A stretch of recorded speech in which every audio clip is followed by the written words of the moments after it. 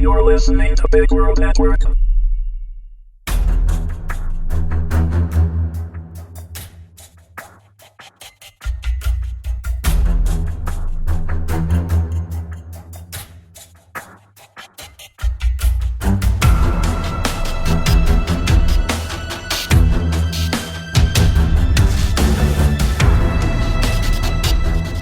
Bloodshot Buck, Episode 5, written by W.H. Wood and Mitch K. Allan, read by Willow Wood.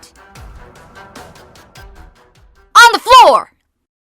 Nenni hit the ground and a spray of rifle fire thundered overhead. 2 bodies joined her on the floor, dead. Her heart hammered, roaring in her ears. Every limb in her body throbbed, as if trying to burst out of her ablative ceramic armour. "Eyes open, Prout," said Justicat Hara. She hovered overhead as Nenni got to her feet and pinned herself to the opposite wall. "This station won't hold together if we don't wrap it up fast." Nenni nodded, her head spinning on too many drugs, and just how the hell did Hara focus anyway? She noticed Hara blink hard, rolling her pretty blue eyes into the back of her head. Maybe she doesn't. Comforting. "Standard procedure," Hara went on, her voice hoarse from relaying status reports with John and the Justicat he was shadowing. 9 times out of 10, blood runners keep the stash on their shuttles. They'll be making ready to evac, straight out, no fuss. We go in quiet from here on. They'll think everyone, friend and foe, has been mowed down. They'll hesitate about taking off. If we go in shooting, they'll fly. They won't shoot much because they're afraid it'll only make us stronger. You and I both know we ain't got enough wits to start bleeding holy fire on them." There was something cheeky about the way she said this. Hara grinned, revealing red-stained teeth. One of the blood traders had smacked her in the jaw earlier with the butt of his rifle. "I'm not sure I can do this," Nenni whispered. "You can." Hara's smile disappeared, giving Nenni one of her steady, unwavering stares instead. "Remember the rabbits you practiced on?" Nenni felt her knees tremble and was thankful for her armour. Yes, she remembered. In fact, she'd give anything to go back to her lessons on remorphing instead. She'd stab herself 1,000 times if that's what Hara wanted. But this? No, I'm not ready for this. "It's just a standard job, all right?" said Hara, looking for confirmation. "Simplest mission of the just. We stop them, we go home." Nenni nodded again, gaze fixed on Hara's chest. Her Anashim knife, like Nenni's, was clipped into the breastplate where it could be drawn easily. But it served another purpose. It acted as a tangible emblem. The jagged blade with a star beneath its hilt. It complemented the navy blue and shimmering silver ceramics. "Hello, 2-2 Charlie. We're in position," said Justicat Arsama, his voice tinny in Nenni's earpiece. "Subject in sight. Waiting on you. Over." "Hello, Foxtrot 5-8, Hara replied. "Wait for my mark. Out." Stardate 2073, 17 years earlier. A storm screeched and pummeled against the atmosphere dome. Not even the rising sun could pierce through a dust storm on Mars. Perfect weather for an abduction. Shivering with adrenaline and against the chill air, Nenni watched her brother in the street below.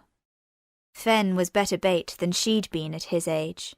Very few could resist helping a child with curly, honey-coloured hair and dewy eyelashes. She had to wonder if he'd faked the waterworks on her before. He clung to one of 3 working lampposts in the street, quaking, as if afraid of every shadow outside of the spotlight. Nenni couldn't watch him. She kept an eye on the street instead. Her stomach grumbled, and she felt a flash of anger. "Maybe Dad will drown in rum tonight," she thought, picturing him slouched on the sofa. He'd die in that caved-in, grungy orange chair, and Nenni wondered if she'd even notice. No, that's not what I want. "Who's there?" cried her brother, barely audible over the winds. She followed his gaze. A Cathar strode towards him, female, judging by her large eyes and narrow face. She wore thick Catharian boots, made of ceramic weave and designed to protect her fleshy foot soles.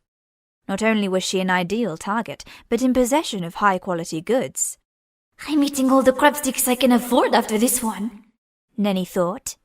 She could see Fen gleefully stuffing his face already. The woman crouched down to her brother's height. Catharians were just so big. She gripped his shoulder and tilted her head, far more so than a human would have done. "Boy lost?" she hummed. Fen shook his head. "Parents lost?" He said something Nenni didn't hear. Probably, "I don't have parents." "I take you to station," the woman said. Fen shook his head harder, wailed, and clung tighter to the lamp-post. "My sister left me!" He wailed. Nenni felt a familiar pang at this tale. She'd never leave him. She ran off to teach me a lesson. I hate the dark. What if someone takes me? Who will take you? Her brother crumpled to the floor and hid his face. His suede trousers were rubbed raw at the knees, despite Nenni's efforts to patch them up. She'd found a striking crimson leather strip for one leg, but even that had faded in a week. Chia, the woman soothed. I work you to sister, yes? She distant. Again, his response was lost to Nenni, but it was some form of agreement. As the Cathar helped him to his feet, Nenni noticed a knife on her belt. It wasn't uncommon for civilians to carry knives, but their intentions could never be known. Narrowing her eyes, Nenni drew her pocket knife, just in case, and clambered down from the roof. She dropped to the titanium sidewalk and stalked Fen and his quarry back to the base. Zone 29, despite council efforts, had fallen into disrepair. The houses were bland boxes stacked on top of one another, decent enough, but only the at-dome remained fully functional. A few years ago, a terrible storm had shaken the foundations so badly that two buildings opposite each other had tried to cave in.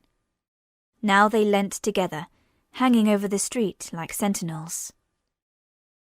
Fen led the woman beneath this arch and towards an innocuous house further down. We're closer, he said. Just a bit more. And led her down a side passage. Nenni raced up to the front door of the house and rapped it 4 times in a specific rhythm, then continued following her brother.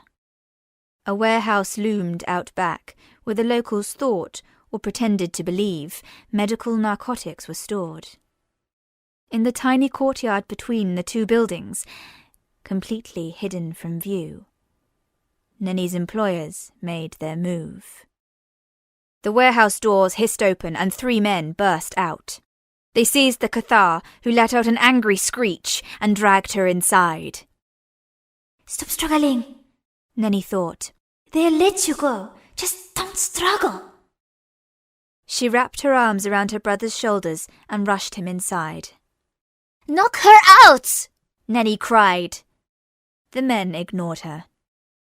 A woman rushed onto the scene carrying a neural stunner. Come on, Nenni said to Fen, taking his arm and dragging him over to the corner crates. Just sit there. I am hungry, he whined. I know, shut up. I'm hungry too. He pouted, glaring up at her beneath his fluttery lashes. Nenni sighed. We'll get paid in a minute, she said. Good job. She ruffled his hair for good measure, and he grinned at her with tiny gapped teeth. She couldn't help smiling back. Someone screamed, and they both jumped. Tension coiled in Neni's muscles as she watched the Cathar deliver a heavy blow to one of her captors. Her carapace served as good protection, but fighting 12 on 1 would eventually wear her down. "Look," said Fen. He pointed to the locking system on the main door. It twisted, beeped and flashed amber, but no one seemed to notice. Neni's palms began to sweat, and she adjusted her grip on her pocket knife. "Get behind the crate," she whispered. "Why? We might be in trouble." She loved that he trusted her, for without another word, Fen swung over the crate and crouched out of sight. Neni hopped on top of it and climbed to a higher position. "Don't move," she whispered down to him. "I promise," he said. The warehouse door sprang open and 2 windows smashed near the rooftop. Everyone in the middle of the floor dispersed in a panic. Justicates. Neni had never seen them in her life, but she'd always known they might come. 2 dropped down from the ceiling, their boots ejecting a burst of anti-gravity, and 1 charged in through the front door. They looked like impenetrable machines. Without a word, the Just picked a target each and stretched out one hand to touch their chosen victim. 2 men and 1 woman froze on the spot. "Close your eyes, Fen." Nothing came from Neni's mouth. "Don't look." Every vein in the Justicate's chosen victim rose to the surface. Blood leaked from their pores, dribbled out their eyes, and burst from their skin like split fruit. Neni heard her brother sob, and she glanced down to see him staring out, transfixed. "Don't look, idiot!" she snapped. "Get down!" Fen did as he was told, staring up at her, wailing, covering his ears to block out the screams, squelches, gagging and following gunfire. The remaining blood runners had armed themselves with rifles, and the noise blazed in every corner. "I don't need one," Neni told herself. "They won't take us! They won't take us!" She sliced her palm, deeper than usual, and felt her consciousness expand. Taking aim, Neni threw her blood at the nearest Justicate. At her will, it grew into a lance, sharp, sleek, and brilliant. It hit her unsuspecting mark right in the spine, sliced through armor and out through the man's chest. At the impact of the lance into the Just, a jarring pain shot up Neni's arm and into her head. "Neni!" screamed Fen. "I'm fine," she sobbed. "Stay there!" 6 more blood runners were ripped apart, and Neni took aim again. "Bullets this time. Big, thumping bullets." A shot erupted from her hand, jerking her arm, and it careened into one of the Justicate's shoulders. Neni strangled on a yell as her mind sliced into the woman's armor. She tasted dirt, metal, and cleaning fluids. Trembling and drenched in a cold sweat, Neni aimed one last time. The bullet fired, but the Justicate swept it aside as if batting a fly. No one else was left alive. "We surrender!" Neni wept, but then realized the Just didn't speak her colony dialect. She clenched her bleeding hand and raised the other. The woman Neni had shot in the shoulder raised her palm regardless. "I surrender! I surrender!" She cried, voice cracking, slurring the plea in English this time. What would Fen do if she died? Would they kill him too? He was only 7. They had to eat somehow. She'd always looked after him. "This wasn't supposed to happen to us." "Wait," said the 3rd, uninjured Justicate. He pushed his companion's arm down. "Go check on Hoffman and the Cathar. Leave the girl." The woman obeyed. Neni slumped, trying not to look at the mess over the floor. "Keep breathing." "Girl," said the man. You are in violation of 3 laws. Do you understand? She nodded and focused on the folds of his marred, darkly tanned face. Trading Catharian blood, attacking a Justicate, and injecting yourself with Cathar DNA. How long have you been using blood like that? 6 years, she replied, her tongue tripping on the foreign words. What? His bushy eyebrows shot up, and he glanced at his companion. She didn't care. How old are you? 15. My God. Nenni couldn't stop her lower lip from trembling. She just wanted Fen to get out.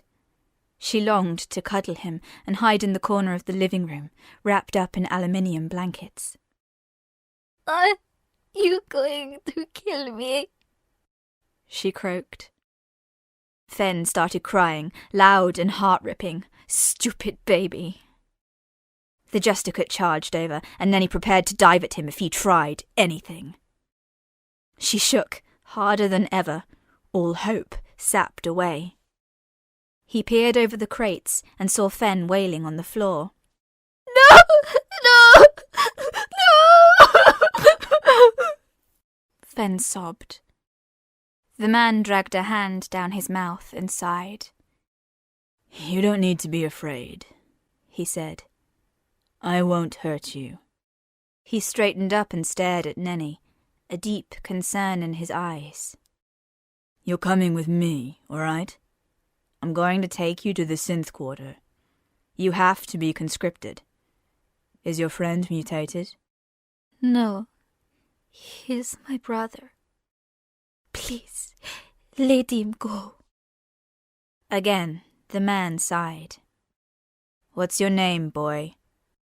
His English wasn't good enough to understand, so Nenni replied, Yuri Fen. His name is Yuri Fen. We'll let him go, the Justicate said, but you have to come with us. It'll be all right. Things will be better now. Okay? She felt the sort of relief that tries to rip a person 3 separate ways, and then he almost collapsed from the stress. She believed him. She hated it, but she couldn't mistrust him. He helped her down with unexpected gentleness, and he let Fen walk out the door. She hoped he made it home in one piece. She hoped it every day for the rest of her life. 4 men, 1 woman, Hara whispered, hunkered down against the blast door. She peered into the shuttle bay, studying everything as if she had the power to freeze the room in ice. Nenni looked in too, trying to glimpse the men's faces. Would she recognize him after all these years? Was he still beautiful? Did he have scars? Had his hair gone darker? Prout, you take the one with his hood up, said Hara. Then she gave targets to Azuma and John too. On my account. He's not here, Nenni reassured herself. He would have stopped. He never went back to blood running. But she couldn't know that. Hara began counting down their assault. Nenni had to focus. Her mind was too blurry to cut herself. She could slice too deep, misfire, lose her consciousness. So the next best thing was to use someone else's fluids instead. And to think, as her memories of that night on Mars had faded, her admiration for such a useful skill had grown. What did Arkadash think of this method? Go! Hara barked. Aided by the hydraulics in her suit, Nenni bounded into the room. Hara had been right. The traders rushed for the shuttle. 2 of the culprits peppered covering gunfire, aiming high and seeking headshots. Nenni reached out to the hooded man and seized his arm. She flipped back his hood, avoiding his violent punches, and pressed her palm to his face. His blood roared in Nenni's ears and he froze, paralyzed. She sensed his terror and his anger. Shooting someone wasn't quite the same as ripping the life out of them. Her hold over him weakened. With a roar, he tried to shove her back. Screams echoed off the walls as Hara, Azuma, and John ripped apart the other traders. I can't. I surrender! He shouted in her face. Neni let him go, and he threw down his pistol, dropping to his knees. He had wide, shining eyes and stubble on his chin. By his hollow cheeks, Neni knew he either took drugs or rarely ate. She recognized those feral eyes, his hopelessness. Okay, she said to him. Without warning, he wrenched backwards and crumpled to the floor, his chest drenched in blood. He gargled his final breaths. Neni spun around to see Azuma staring right at her. From the lack of stains on his hands, Neni understood that he'd used the blood of the other, now dead traders, rather than his own to shoot the hooded man. He surrendered! Neni shouted. The shuttle bay went quiet. Only the clinking of their hard suits could be heard. He is responsible for 5 murdered Catharian children, Azuma shot back. I'm sure they surrendered too, yes. The carapace on his ears fluttered in anger. But we could have arrested him, Neni replied. Conscripted him, put him up for trial. That monster. Hara stalked between them and raised her arms. Hey, enough! She stared down at Neni. Third code of the just, Prout. What is it? Neni gaped at her, unwilling to recall it. Tell me. Now. A person in possession of blood with the intention to trade it or, quote, in the act of trading it is to be stopped at all costs. Go on. Neni looked at John for support, for anything, but his vision glazed over. If the trader resists arrest, or the life of the hostage is compromised, she said, the just must intervene and see to it that no innocent blood is spilled. But that man surrendered. He could have redeemed himself. He could have. And what? Interrupted Hara. It's the 4th code. Neni closed her eyes. She knew the damn code. It was meant to save lives, prevent political rifts created out of illicit blood use. It was meant to change lives, like in the vid shows. Azuma and Hara were still waiting for a response. If a target surrenders, a Justicate might decide if that person is redeemable. If their surrender is acceptable, Neni said. They may. They hold enough power and right of law to deem without trial if the crimes of the culprit are too unforgivable, providing they have enough supporting evidence. With a sad shake of his head, Azuma walked over and patted Neni on the shoulder. He was not redeemable. Neni swallowed. Yes, sir. She tried to agree. The 4th code had always sounded dubious, but manageable. Neni thought she'd know an irredeemable criminal when she saw one. She'd spent 9 years working for them. Her perfect armor felt too tight, too welded on, and she tried not to imagine Ava wearing it someday.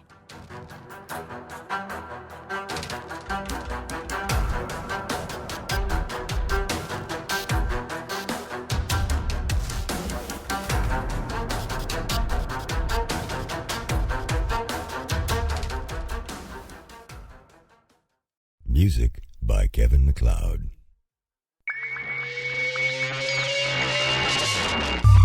You're listening to BigWorldNetwork.